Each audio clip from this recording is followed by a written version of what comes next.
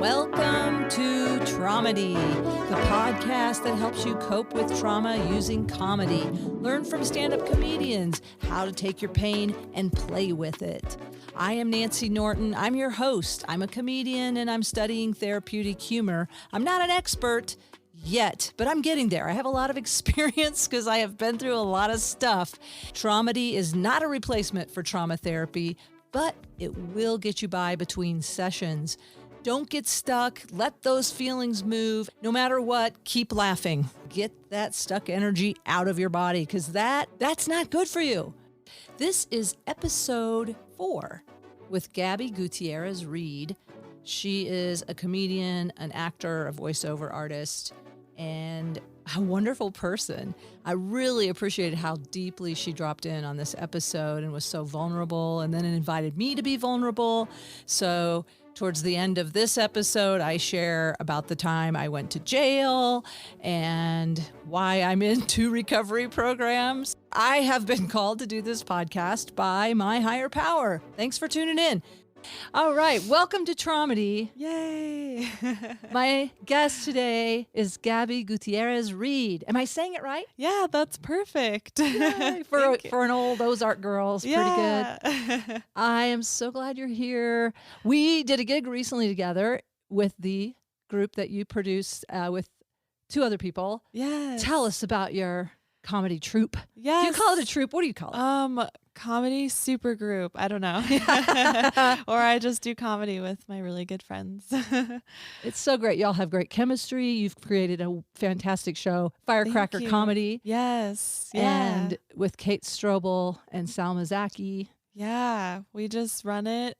It was a live show at first. And I think we were like, let's do this, like, if we're going to run a show together, we're going to do it and put all the effort in. And we made an Instagram and all that and, took photographs and then started filming it. But yeah, we run it at Mushroom Studios and now we have a second show at Hooked on Colfax and it's every month and we've sold out every single show that we've done. Amazing. And so it's exciting. I got to perform there at the Mushroom Studios within the last month. Yeah. And it was so fun. And the audience was just right there and ready. And y'all, I love the way you start it with the poppers or what, not poppers. I think they are. They make a sound, not the ones that you huff, but the little firecracker sounds. Yeah. And then you all have very unique energies and styles and it works great. I just love, and you have chemistry and Kate Strobel is 6 foot tall. And how tall are you? I don't want to put you on the spot. But I'm about 5'2". And then often she's carrying you. Yes, and Salma's 5'4" maybe. So she is also carryable. Yeah. And your voices are all unique. Your style. One of the things, and how long have you been doing stand-up? It's been 7 years. Has it really? Yeah, so I started in 2016. So I don't know. I'm very bad at math, even if it's just addition. So I have to count on my fingers. I'm 2017, 2018. I think that's 7 though. I believe that it's 7. Just, for the listener who may be listening in 2025, we're recording in 2023. Yeah. February of 2023. So I must have seen you right out of the gate. When we did that one show at the Clock Tower Cabaret. Yeah. We were doing girls, girls, girls or something. I can't remember what. Oh my God. Yeah. And remember that? I remember I was super self-conscious about that show because I don't think I'd done a show where it was that many people. And I, didn't feel good about the set. Oh. I remember that show. But when you're early on, but that's good because, it's going with the Tromedy theme. It's good because you have standards and you're like, I could do better. But then it's fighting with your but you are good enough, You are good enough, Gabby. Yeah.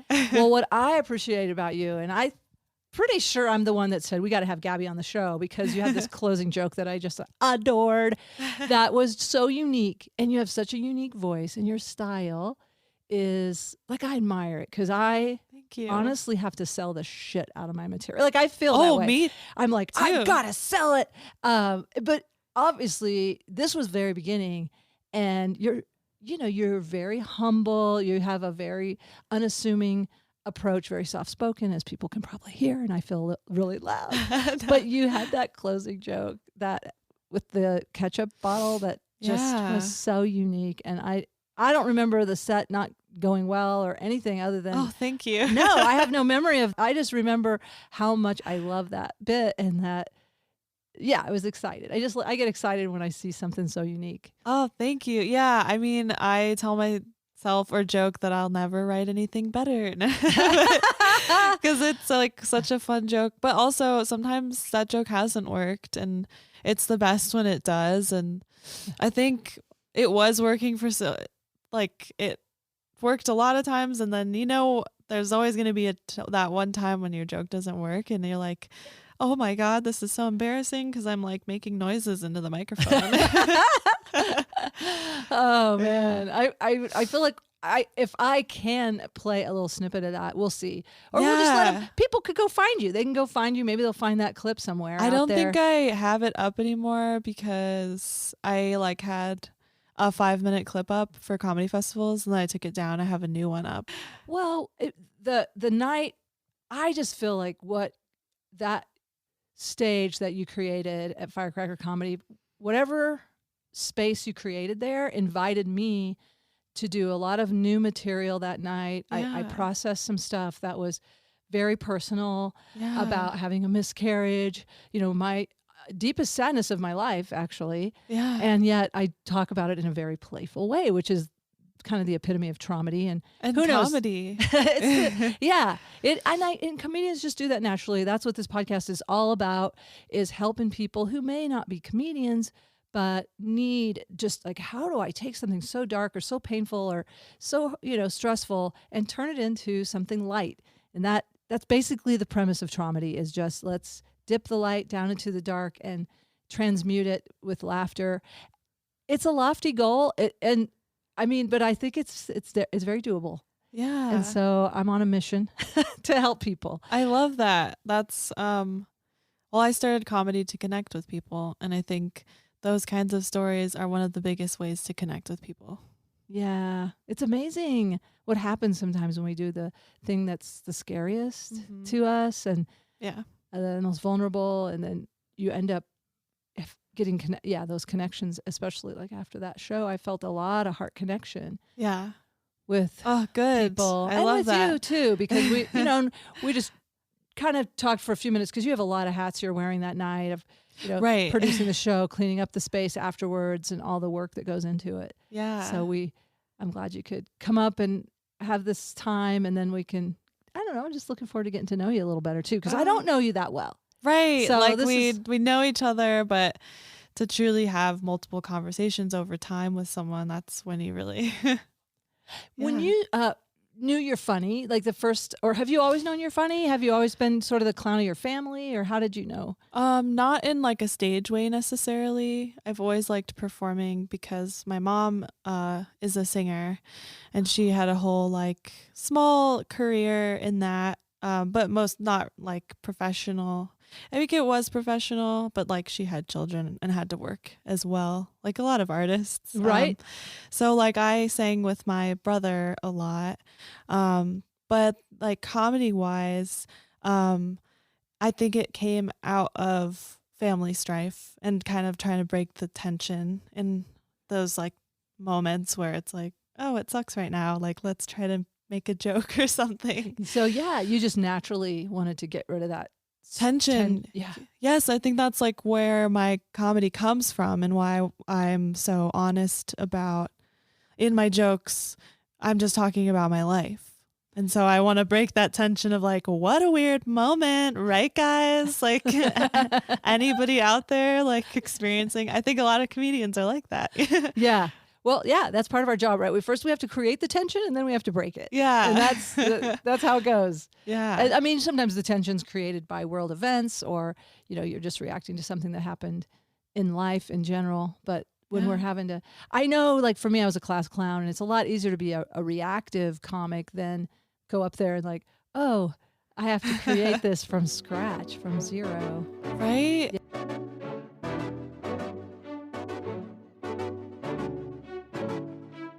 That what we do on Tromedy, we take a joke that somebody's doing and you may or may not know. Like sometimes it's direct and you're just like very clear, like what's happening. Yeah. And is that one of these jokes where it's like, oh, it's obvious the tension you're releasing, or we'll talk about afterwards, we'll deconstruct it and see if there's more behind it than might be obvious to the average listener. Sure. Yeah. I mean, this is about me being sober, and so it's just a story that happened when I was drinking a lot.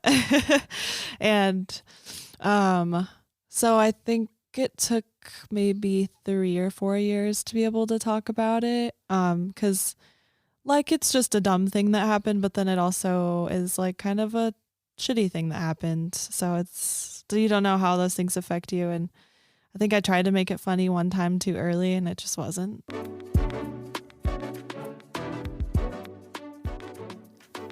Okay, let's roll the clip of Gabby Gutierrez-Reed at Firecracker Comedy. I haven't drank in 2.5 years. It's just, hell, thank you. Some of you care, fuck yeah.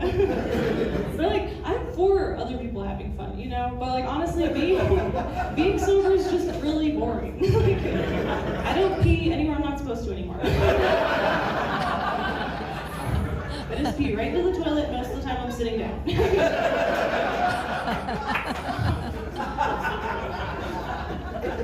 It was bad though. Like, I would pee in a lot of places I wasn't supposed to. I was getting a ride home one day, and this guy was taking my friend home and me home. I didn't know the driver. He drops my friend off. We're heading towards my place, and I'm in the back. I'm like, oh God, I have to pee so bad. Hold it in. But it feels so good if I didn't, so I put all in the back seat. Super embarrassing. I was like, I'm a terrible person. He's being so nice taking me home. And we get to my place. I'm just trying to get in the door, and he starts following me, right? And I'm like, oh no, please don't. And I'm just trying to get in the door, and he grabs my wrist. And I pull it, and he pulls it harder, and I pull it as hard as I can. Slam the door, run upstairs, make it to my apartment, and the first thought that came to my mind was, I'm so fucking glad I peed in that guy's car. Yeah, that guy. You fuck that guy. Fuck that guy. Fuck that guy. He's here now. He never comes. Fantastic! Fuck that guy! I haven't heard that bit. I don't tell it all the time. Oh. And I think the tension really breaks when I say, I'm glad I peed in his car. But maybe it hasn't worked like 1 or 2 times, but it usually breaks there at least. I love it, Gabby, so much. And I have to say, the revenge of the pee is fantastic. Fantastic. Preemptive strike. Yeah, preemptive strike. Some part of your higher self knew. Maybe. Oh, man. And I hope that smell just haunts him, as he drives. Well, there's more to that story, too. So, I mean, I don't know. Do you want me to kind of elaborate? Yes, I do want you to elaborate. And here's where I want to be present with you on the trauma part, because I'm still giddy.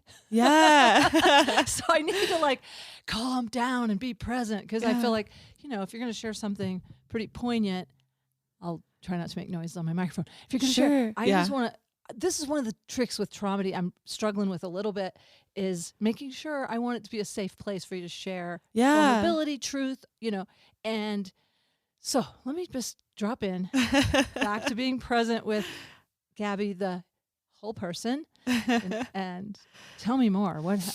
It's just that night I got super drunk and didn't know this person very well, but he just kind of latched himself onto me and my friend that were hanging out, and urged us to drink more. And I mean, it wasn't easy to get me to drink more. I had a drinking problem, so we got super drunk and then went to go get food, and I just was browning out at that point. But I don't even know the term. Yeah, it's kind of a joke term. It's like before blackout. Yeah, it's like you're going in and out of consciousness. Oh my gosh. And I'm very familiar with blacking out. I think I don't know if it's a genetic thing. Some people do more easily, regardless of the amount of alcohol they drink. I feel like obviously if you drink a lot, it's going to happen. But some people tell me like they took 2 shots or something in the mountains, and then I don't know, you know? So, that was happening. And then I do remember him like taking my friend to his car to like drop him off. And then, cause he was like, oh, who should I drop off first? He's like, I'll just drop you off. And then he's taking me to my place. Yeah. Oh, who should I drop off first? Right. I'm sorry. There's, Yeah. no innocence on that decision. Right. And he's also older. He was older, like probably like late 30s or 40. And I'm like 22 or something. And so Gabby, I did not know how old you are. And also, I love when you say older and 30, 40. And I'm like, that's why I call the kids. But to you, but like when there's 20, an he's 20 age years difference. older than you almost. Right. Like he knows better. He is not a kid. I'm an idiot. I should know better in certain ways, but like. Well, after so much alcohol, your judgment is impaired. Yeah, absolutely. And clearly you are impaired. Yes, I was absolutely visibly not okay. And so he's like taking me to my place. I don't know at what point I peed in this man's car, but I did. And I just remember being like, don't do that. But so that happened. And then I get out of the car and he also gets out of the car. And I don't know if he's like double parked or something, if there was a space, but I feel like he was. And he just like, you know, followed me to the door, and I'm just like, this man is following me to my apartment door, like he's just supposed to drop me off. And then I open the door and I like try to just get in, and he like actually grabs my wrist. And then I forgot to say it in there, but I pull it, and then he does pull it harder and puts my finger in his mouth. And I'm like, what the fuck? Yeah. And then I like pull it away, slam the door to the entrance of the apartment, and I run upstairs to my apartment. And I was like, that just happened. I don't know what. And then I think I just was like, okay, I guess I'm going to go to my room and like go to, like, I don't know what I did after that. Yeah. I have no idea. I probably went to sleep. Probably did. Yeah. But you remembered it was so shocking. I'm sure that the adrenaline, Yeah. the part of you that was still online, thank God, was still online, that you didn't wake up with this man in your bed. Which, I mean, yeah, there were nights I have, you know, like anyone. I feel like a lot of people in their 20s or probably 30, you know, lots of people have that experience, and you're like, oh my God. But I obviously did not want to be with that person. So like, I'm really grateful that nothing else happened. I don't really know. Like, I don't know if he's a dangerous person. Maybe he was also, I do, like, drunk. Yeah, well, we don't know his level of consciousness. Yeah. That's true. Which it does not make it okay, but yeah, I like, you know, worked on my therapist with it and like have let it go. But the thing was, and I told this on a I can't remember what show, but like right as I started doing comedy again after getting the vaccine, I started working at this coffee shop, and I remembered okay, because also I forgot my wallet in his car that night. Oh no. So I did see this person again, and I had to like go get my wallet, like find a way to message him, get my wallet from his car, and I think he had known at that point. But I was just like very not nice, and he wasn't saying anything to me. Yeah. And I like got my wallet and I left. But he lives in the DU neighborhood. So he kind of hung around like Rise Comedy, what used to be Voodoo Comedy Playhouse. And you know, but not to like share a story of hers, but he also like treated her a little inappropriately. So I was like, okay, yeah, he does have a pattern. And he came into the coffee shop that I worked at because it was in the DU neighborhood. And I saw him, and then I had like all that rush of stuff come back, and then I was like really upset, and I thought I would say something, but then I just didn't, because in that moment, I'm like working I had to talk to him because He's a patron of the coffee shop? yeah, and then I told my manager and well, I didn't tell her like the whole story, but I was like, "Oh, I do not like that man." And then I was like, I just didn't know what to do, and then I brought it up to my therapist and she was like, "You could ask like a coworker to take the order. I could walk away. I can like go in the back." But she just like kind of helped me let go of the like anger and everything that I had surrounding that. So I've done a lot of trauma therapy, and I'm kind of curious. So one of the things that you just said also, before we do that, I have a thing on the podcast with resetting a parasympathetic nervous system, because when we experience trauma and when we hear about trauma, it's vicarious trauma, and we can get our fight, flight, freeze, fawn response activated. Yeah. And that's the sympathetic nervous system. So sometimes I take a moment and like, let's take a drink of our beverage. Oh, sure. Okay. And just take a deep breath. Not at the same time as drinking. That is not advised. Or you could gargle. I'm working on that skill. I'm trying to breathe in while I have water in my mouth. That is a good skill. Fish do it. Yeah, I'll start breathing underwater. I was gonna gargle, but it's fizzy water, and I don't think I don't think I can do it. I don't think I do have the skills. But apparently, gargling helps reset your parasympathetic nervous system, which tells your body everything is you're safe. Oh, okay. The threat has passed, and so laughing does too. Okay, yeah. Laughing also Right. it does. It tells your body that's part of. I think how we evolved with humor is part of our survival technique to like. It's a reward for surviving the threat. Right. So that's your reward. That joke is your reward for surviving the threat. Yes. And slow, deep breaths. And like I say, I do 4x4 breathing sometimes if it's like really needing a reset. Is that 4 breaths in? It's 4 counts. Okay. Breathe in for 4 counts. Okay. 1, 2, 3, 4. Hold for 4 counts. 1, 2, 3, 4. Exhale for 4 counts. 1, 2, 3, 4. Hold the exhale for 4 counts. And I had to whisper that part. Okay. I like that. 4x4 breathing. Breath work is really something I tell myself I want to do more. So I've worked towards goals one step at a time. And I'd really like to add that into some type of routine.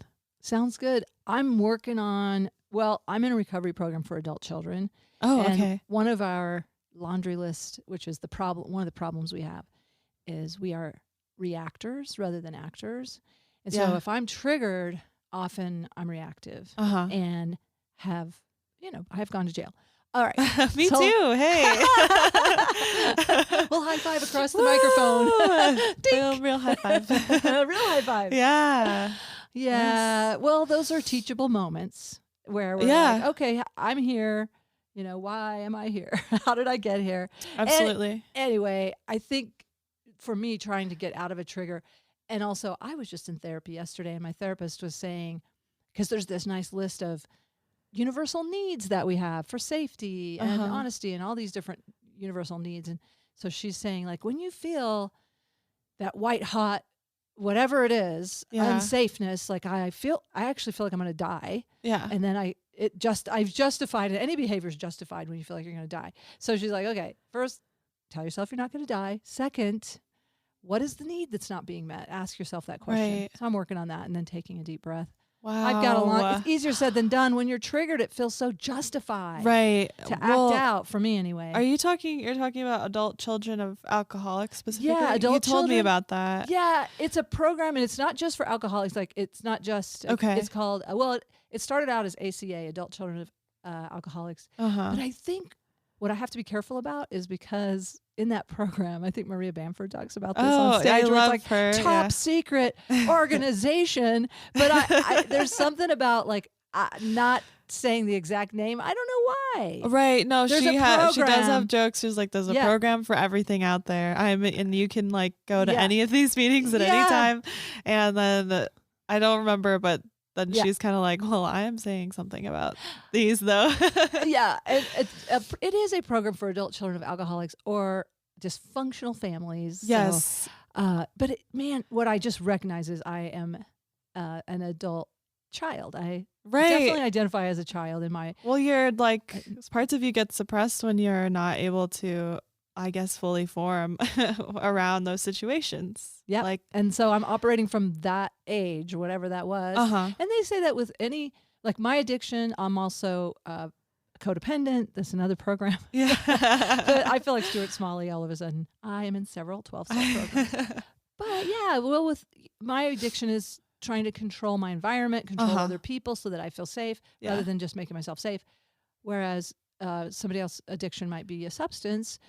And I guess they say sometimes your development gets arrested at the time you start. So, I mean, I think I've been trying to make myself safe by controlling others forever. So there's a part of me that's an infant. Still, I get that. Like a big baby. That was interesting. You said like you're reactionary, and like I don't know if this has to do with that, but like as a child, the way I reacted to like all the arguing and all that was just like waiting to see what to be told to do, you know?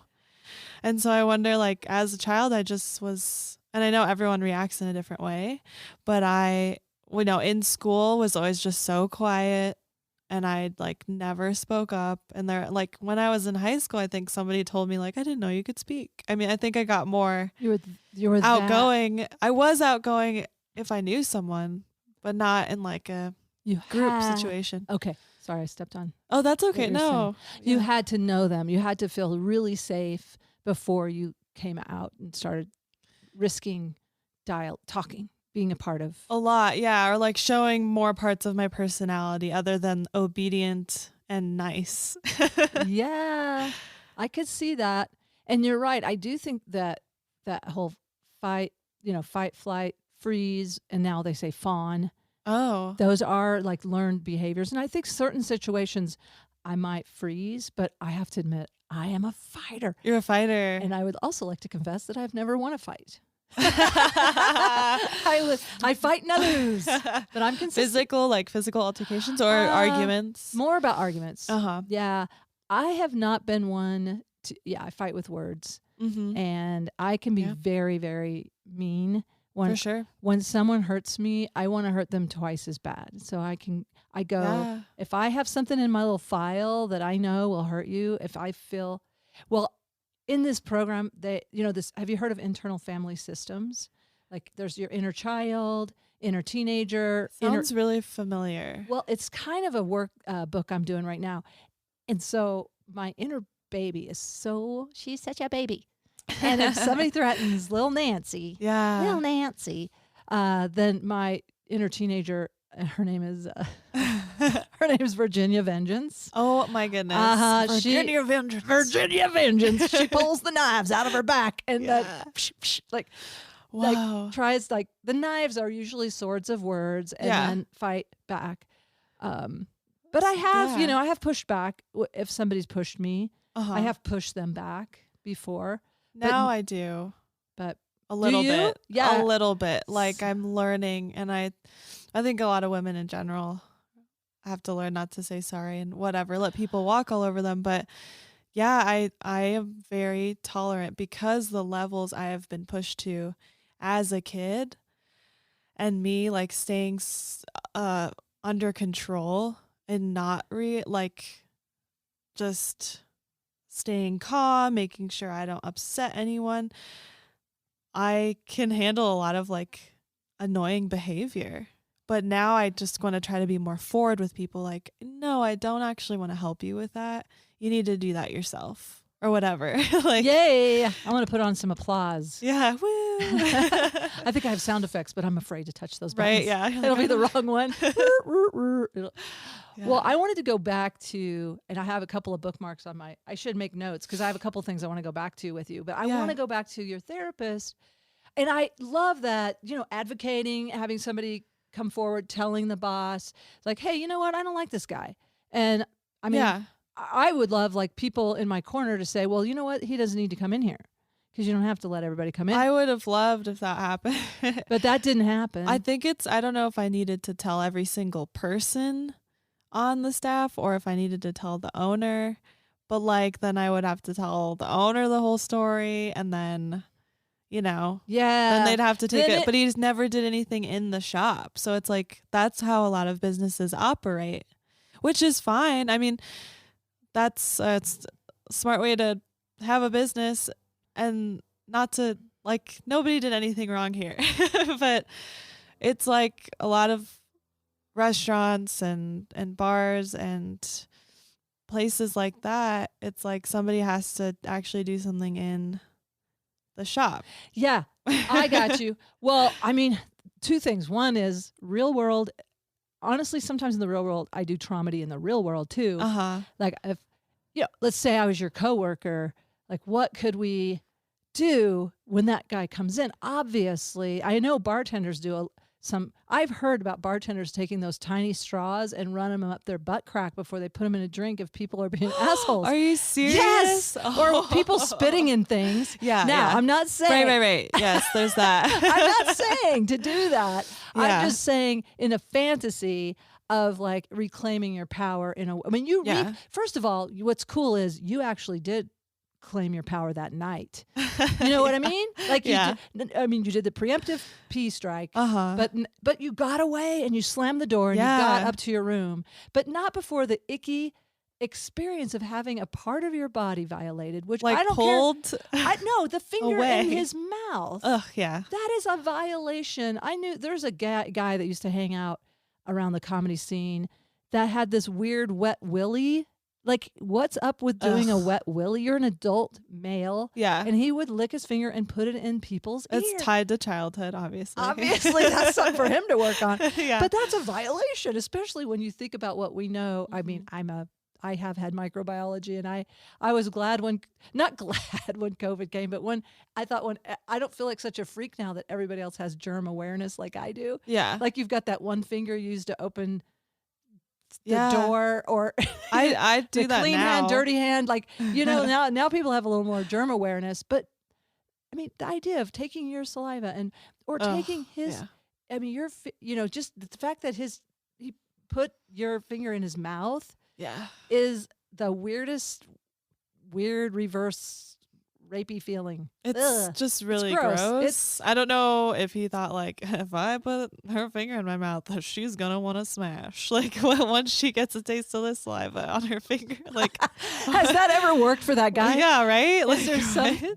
world where he's like, that's why I think maybe he was intoxicated as well, but obviously not as intoxicated. But it's just like stupid things that you think are sexy. That is gonna let her know right away what I'm so oral. Yeah. Oh. Okay. Yeah. Well, but the fact that I do like that you did get away. Yeah. And so that left that feeling in your body of empowerment. I like to anchor feelings of empowerment in my body. Like I love that something just snapped online, and because really you could have been in the middle of confusion and not even known what was going on. Yeah. But you snapped online and were like, no. And got away. Yeah. And I love that. But the fact I was just tripped up a little bit and I do think it's healthy to let go of anger. But sometimes anger is your friend when the threat is still out there. Like if the guy is still interacting with you, I don't know. Is it unhealthy to have a little bit of anger when you see that guy? I mean, I didn't like him. I think maybe not anger isn't the word, but maybe letting go of those feelings of not being able to control the situation. It's like the way I can control the situation is by going in the back and doing some dishes or just taking a break and asking a coworker, can you take this one? Because people would do that. I would be like, can you take this one? And not everyone at work knew why. My manager did, but that's because I felt comfortable telling her. But no one else knew. So did he keep coming in and you had to do Yeah, he did. He would always order a juice. That was his drink. And it's just like, I don't know his history, but I have experience with people that have, two personalities or addicts, and normal day-to-day operation, nobody knows anything about them. But then there's like this other part of them that I don't know. It's just weird. It feels power trippy to me that he would knowingly, like, I just feel don't like know. if I'm like, did he recognize me? Because I thought the first time he like took an order from me, I swear he recognized me. So it is weird. And maybe he just wants to minimize the situation because I didn't say anything about anything. So like I never called him out. So like I never made him uncomfortable with coming in. So it's like I imagined myself doing that, but then I was like, I don't know, I work here. And at the time I was like, I want to work here for a long time and I don't want to have to tell everyone what happened, you know? yeah, those are complicated decisions to make Yeah. in terms of your empowerment. But you got your empowerment by just, you know what, take this one. And yeah, you never spit in the drink. I never spit in the drink. You don't want to lower yourself to their level, or just, yeah. I don't know. I like to think of funny, like, what came to my mind too was I don't know where one would get a fake finger.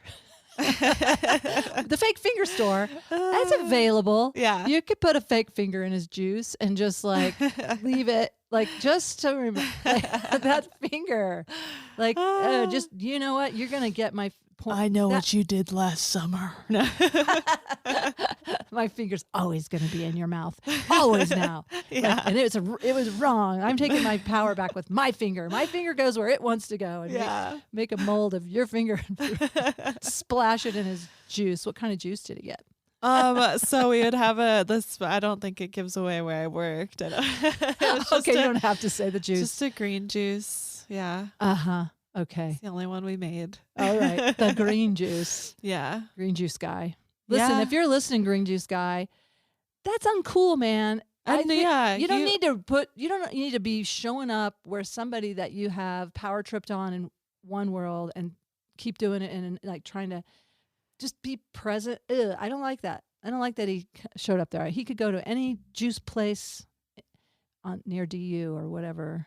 Yeah. And as far as I know, I haven't seen him at Rise. I don't do improv anymore though. But if I did, I would say something because I know he has a pattern of not being able to keep personal space with women. So, wow. Like, all right. That's just, but I've never seen it. So I don't know if anything else happened to cause him not to want to do improv anymore or whatever. Okay. But yeah. Well, sometimes we don't say yes and in improv. Yeah. No fucker. No fucker. That's the name of our improv troupe. No fuckers in this troupe. Wow. Thank you for sharing that. Yeah.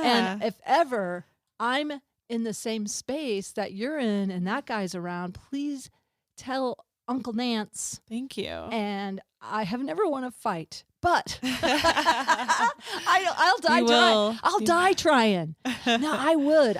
I have gotten in between people. I have a hard time, and I got in a little trouble here. I feel like just trying to explain something on Facebook. Okay, maybe we don't need to go into that. Yeah. I'm just saying. Oh, yes. I struggle with. Yeah. I don't know. It's so tricky for me. But if I'm in the moment. Yeah. And I one-on-one or even 7-on-1. I don't know what I'm trying to say here. Yeah. I just want you to know I'm in your corner. Is all I want you to know. Oh, thank you. Same. I mean, I would support you. Like, it's important to support people, or else then you feel like you don't have a voice when people don't listen. Man, and there's nothing like also when you're having to perform. I don't know if you're comfortable talking about why you went to jail. You don't have to. Oh, absolutely. I'm comfortable with it all now because I have been to therapy, and it's just, to me, I want to talk about it to maybe make someone else feel better. But I ended up getting a DUI eventually, and I was super lucky. I just parked my car at a meter and it didn't get impounded because they asked me, they were like, the police, they were like, do you want to leave your car here at the meter or do you want us to impound your car? And I was like, what kind of question is that?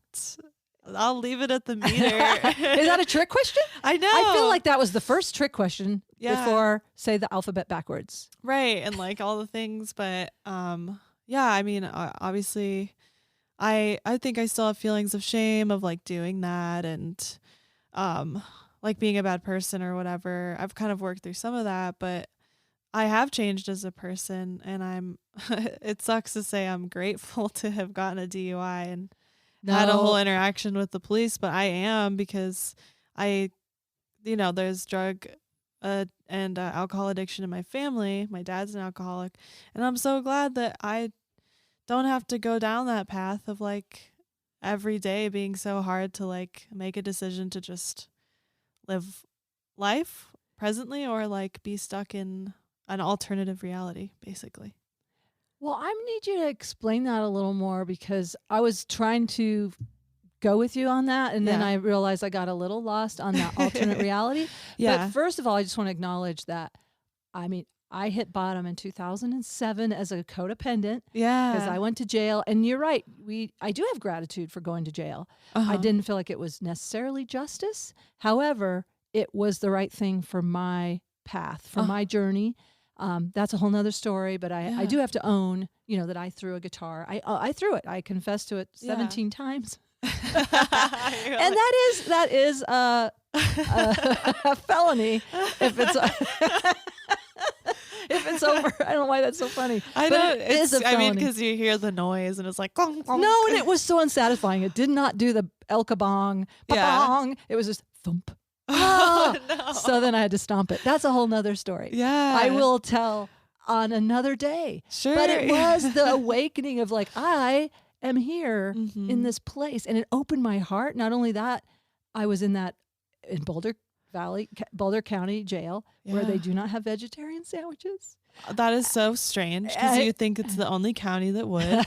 It was bologna and an orange. But my heart did open to a gentleman that was sitting across from me, and I literally was trying to draw from television and go, "What are you in for?" And I literally said that, and this guy said to me, "For real, Gabby," he's like, "I'm just going to start being who they tell me I am." And my heart broke. Like I could feel, no. And I just like, no, we're going to jump through these hoops and we're going to get on with our happy lives and we're going to learn from this. And so I do understand you saying I had gratitude for the DUI, because you didn't have to go to the bottom, the bottom that maybe you saw your dad go to. Is that what you're saying? Yes. Yeah. Because I can see, like, I would drink to get away from thinking about problems. And, at first it's like, I'm having fun. And you're like, you know what? Fuck it all. I'm just going to drink and like forget or whatever. But, I was starting to get to a place where there were like there'd be like weekends in a row where I was blacking out, because you just like get used to it. And it's messed up. It sucks. It's scary, for one. It's dangerous, especially for women, if you're like walking late at night and all of that, or ending up with people that you have no idea like who they are. But like I started to have a pattern. So I could only imagine if I kept going down that for years, I would, I think, have a dependency on alcohol, which my dad has. And it's just harder to break those patterns when you're physically addicted to it at that point, not just mentally. Yeah, you were self-medicating. Yes. And how long have you been sober now? It's been over 3 years. Has it really? Yeah. Woo! Yeah. 3 years. And you're not working a recovery program? Or are you just doing it on your own because you're like, hey, I'm not... You don't identify as an alcoholic. It's more... I do. I accept that now. I think it helps me, because it was like I had to do the group therapy, which it's like, I'd love to write more jokes about my DUI and drinking, but it's always like, when will certain things be funny? But group therapy is kind of a funny thing, because you're just in a room with people and you're all sharing each other's traumas. It's dark, but it's like, wow, I don't have it bad, or like, that's a crazy story. Like it does put things in perspective. Yes. Yeah. So I went through all of that, the court mandated stuff, and I was required to be sober and had to do urine tests. So that was a whole thing. And then once I got off of all that stuff, I tried drinking again, and I was like, nope, I actually doesn't work for me. I'm doing the same things. I never drove again drunk, but I was kind of like, okay, well, I'm drinking too much still. So I completely quit. Just like the next day, I downloaded a sober app, sober tool. And I was like, I'm going to do it. I'm not going to drink again, which I said I'm never drinking again. But I know you're supposed to take it one day at a time. But then I just kept going with that. And then I sought out therapy. And now sometimes I go to an online AA where for the first time I was like, hi, I'm Gabby. I'm an alcoholic. And I don't believe in like all the Christian religious stuff. And it's nice they don't push that on me. But I was like, you know, I am an alcoholic. Like I think about it every single day of my life. Yeah. Every single day. Yeah. And it's a commitment. And I love your commitment to yourself. Thank you. Yeah. And your healing process, like people like you are inspiring, you know, because you're like, I'm not giving up. I'm going to keep going. I mean, at this age, here I am in my 60s, Gabby, and I have yet to have a healthy partnership. Really? Yeah, I haven't had one that I would consider healthy. Right. It's hard. Healthy, loving. That's the goal of recovery from codependency, is to just have a healthy, loving relationship. But I'm learning, and I'm starting with friends and just being more open. And I am loving connecting with people on the growth path. Like it just feels like we're on the growth path, and I do vibe with younger people, and it's something I'm looking at. I don't know. I had a soul worker. It's hard. I don't know. I can't say it. Soul worker. There should be a theme song that comes in right here. And she told me that when I was 28-ish, I got a new soul. Whoa. So I'm kind of a millennial. I don't know what I am. But yeah. Maybe because I'm an adult child. I'm also, you know. You're just more open to being open-minded. I think there's so many ways to view life. Nobody knows what's going on for certain. Some people claim to. But, like, why not be open if you're not happy to at least, like, trying a bunch of different things? Yeah, especially if the things I've tried so far have not exactly worked well, although they've all taught me something. Yeah, it's really cool. I'm really trusting. What I'm doing is trusting my path and just trying not to get stuck in victim energy around stuff that's happened. Yeah. And obviously we have been victimized in our lives, but that's part of this Tromedy thing, is to like, okay, let's acknowledge it. Let's touch in, acknowledge we've been victimized. We don't have to identify as a victim. Yeah. And I'm really about empowerment too. Just, we don't have to push anybody else down for us to rise. And I think women, females are rising right now. Yes, and like pulling each other up, which is amazing and feels a lot better. Yeah. And there also are some great men in our community that, I mean, they are in your corner as well, which is cool. But I love women being in each other's corner. And obviously, women is a general term. I have unsubscribed from gender roles. Yeah. So I am I'm free. I'm free, but I mean, I'm female. I definitely am a female, raised in a patriarchy. Yeah. So I understand that. And that, but yet there's a part of me that never bought into the social construct of gender for whatever reason. Well, yeah, it's great that now you don't have to be anything that you don't want to be, and nobody should fucking tell you that you need to be something you're not. Yeah. And I want to say about 12-step, you know, I noticed you mentioned Christian religious stuff, and I guess there is a root there, but programs I've worked are so much more about spirituality than any religion. Yeah. I haven't been involved in any 12-step work that involved a religion. That's cool. Yeah, it's really spiritual. I'd love to. I swirl my hand more over my head as we talk. Swirling over my crown chakra.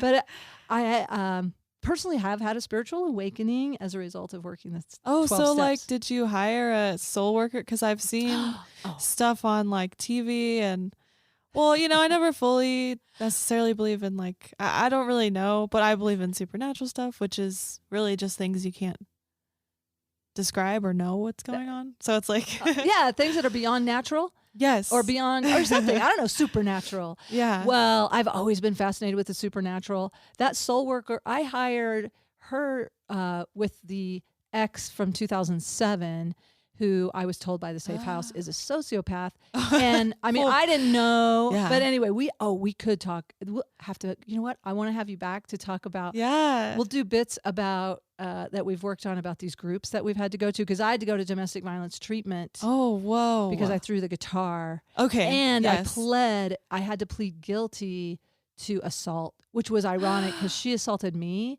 but that's the way the system works. Like they're like, if you lose your control, like you're the one.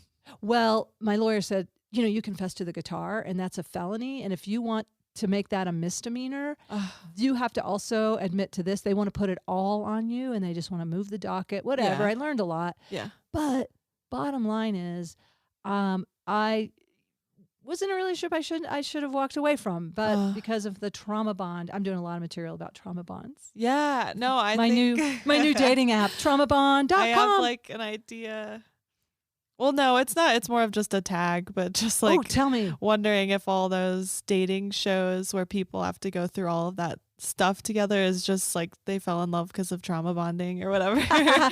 And hey, very likely it's sort of like Vietnam vets, That's a good point. It is trauma bond. I think you're right. They're like, oh, let's like emotionally abuse all of you publicly on television, and then like maybe you found a connection with someone, but you also kind of like went through some trauma together because they're like manipulating their feelings. Yeah, and humiliating you or whatever it is. Yeah. I haven't watched a whole bunch of those, but I think I know what you're talking about. It's like a hazing you went through. Or it's like very dating multiple people at the same time, but like they all know about it. Like usually you're dating multiple people and you're not talking to like the person you're dating about the other person and having everyone around you talk about it. So it's like you're in like all in houses together, and then now you're like, I mean, not to invalidate those relationships. Like I think that people can find love that way. Okay. But I love how like careful and sweet you are about it. It's so much to go through for entertainment, which I subscribe to. So yeah. Well, there is something about watching somebody go through something that gets us out of sometimes our own anxiety or psychological pain. Like, let me watch yours. I mean, that's kind of normal. But these people, they do sign up for it, but maybe they don't really know what they signed up for. I'm not sure how it all works. Also, you're going on TV and then you're going to get a bunch of Instagram followers and maybe a career after that. So there's that too. So yeah. I keep seeing the gal that is the agent for ATG, Nyla, you see, like, she sends a lot of like, do you want to date? Like, are you 40 to 65 and you want to go on a dating program in LA? And I'm just like, no, I do not. Yeah, there's a lot. And now I see a lot of offers for that. Yeah. And I think they do public calls. And then I am I'm under an agent now for acting, which I have not gotten anything through them. I always just get it through Comedy Connections, but you have an agent. That's very validating. Congratulations. I do the self-tapes, but I am on this thing called casting networks that they like, I get notifications for, but they like submit me for stuff on there. But there's always a bunch that's like, are you a cheater? And like, it's reality TV. And then there's a bunch for like, are you a quirky couple or like a couple that does weird shit together? Like there's always casting calls for reality TV. What's your kink? Oh, wow. Well, there's lots. Yes. And so far, I don't know. Would you go on one of those shows? Not a dating show. No. Possibly some other type of like game show or something like that. But hard pass on the dating show. No. All right. I wouldn't be able to do it. You know, there's this whole dignity thing. Not that you don't have dignity if you've gone on one of the, oh, Lord, we can't win. Oh, no. Oh, no. I have to make amends. I have to make amends to my listener. But there's like something to it. There's the people that I think genuinely want to find love on television. Okay, there's that. And then because I've watched like The Bachelor, and there's always confessionals and conversations around people where they're like, we can just tell that she's not being authentic and she just came here to get the fame. So there's like all that kind of surrounding that too. So I think it's actually a very complicated subject. It's like that's a whole nother episode of Tromedy. Maybe I'll find someone who's been on that show and has some trauma. Maybe you could. I mean, normal or how people. They came through it, or maybe I don't know, maybe not. Yeah, but I guess it's getting close to time for closure. Sure. And this has gone so fast for me. I love talking with you. Yeah, same. This was so cool. So anything feel incomplete that maybe you had a thought of like, oh, I wanted to share this, that Nancy took it down the other road. Is there something in your... Sure. Anything unresolved about that guy? Are you still working at the coffee shop? I actually don't, because I was feeling overwhelmed by the scheduling was a little difficult, and it was actually amazing for scheduling, but I was just working a little bit too much to feel sane doing comedy and pursuing acting and sketch comedy, and I was like falling apart a little bit. So now I'm so that had just to have go. one job. Well, that's and cool. all the side gigs, but so you're not getting re-triggered and that having to see that person. Yeah, that's nice. And then I did have a thought pop up that was like when we were talking about the reactionary stuff and like how I reacted to like me growing up and having to like feel like I have to be quiet. I think comedy was like the first time where I felt like I could just create something from nothing, where I wasn't reacting to someone else's whatever was coming at me. So yes. like that's I think why I fell in love with comedy, because I was like, which some nights it's hard. I get to come up here and talk about anything, but some nights it's like I just get to come up here and talk about anything. Yeah, you get to be you. Yeah. You get to be your authentic self, not in response to anything else. Like here's my art I want to bring. Yeah, so like I don't know. I hope that like everyone can find that thing that makes them feel like they're in control and that they can speak up in a way, That's beautiful. I'm so glad that you brought it back to that, because this is what it's all about, is personal empowerment and expression. And the thing I've heard from my trauma therapist is whatever, it doesn't have to be comedy, but I mean, it can be. Comedy fantasy is, I think, really a healthy way to deal with some powerlessness, of reenacting it. Seeing yourself in the position of power can actually rewire your brain a little bit. But also, whether it's poetry, music, dance, get it out, journal. That's the thing I keep hearing over and over again, is to express it in some way. Yes. It doesn't have to be publicly, but it could be. But it doesn't have to be. And you don't have to be an, in quotation, artist to be creative. You don't have to go up and talk into a microphone. You don't have to, show a painting that you did. You can just like have that for yourself. You're a creative person. Yeah, I have a friend that does art therapy. That is, it's not a painting for the wall. It's actually just to get stuff out. Thanks for bringing that up. Mm-hmm. And then, Gabby, how can people connect with you that do want to connect and see your comedy? Yes, I am most active on Instagram at shishgabab, SHISHGABAB. I have a website, gabbygr.com, GABBY, gr.com. And I like answer my email through that. So yeah, I'm always like open to interacting with people and like, yeah. Thank you so much. I know people will want to reach out to you, and I feel better. You have a really calming voice too. Thank you. I'm in voice acting classes. Another thing I wanted to do that I was like, I'm doing this. That you have a voice and you're using it. Yeah. All right. All right, kids, get out there. Use your voice. I don't know why I said kids. Because I'm so old. That's why. You're a kid. I am a kid at heart. All right. Thanks for tuning in. This is Tromedy, and see you next time. Thanks, Gabby. Thank you. As always, I want to thank my guest, Gabby, and I want to thank my son for helping me with the music for Tromedy and just for being a great kid. So grateful for him. We had a wonderful Mother's Day, sat around the fire and sang songs, and it was actually pretty dreamy. Tune in to Tromedy every Tuesday. It's a new episode, Tromedy Tuesdays. Message me on my website, nancynorton.tv, or you can go to the brand new Tromedy Facebook page, Tromedy. You already knew that if you're on the podcast. For God's sakes, you know how to spell Tromedy, Tromedy. Send a message to us there. Let us know how we can help.